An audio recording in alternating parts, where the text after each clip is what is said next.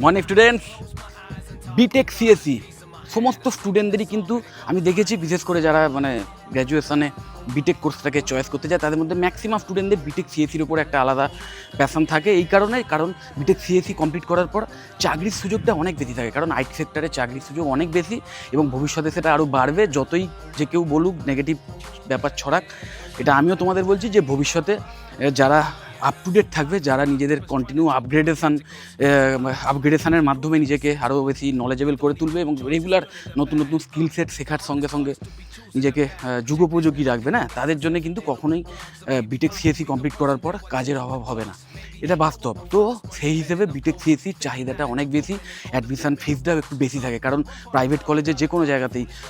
যার চাহিদা বেশি না, তার ফিসটাও একটু বেশি থাকে। তো সেই এক্সট্রা ফিসটা না দিয়েও যদি বিটেক সিএসসির যে বেনিফিট সেটা পেতে চাও, তাহলে একটা খুব ভালো অল্টারনেটিভ কোর্স আছে, সেটা হচ্ছে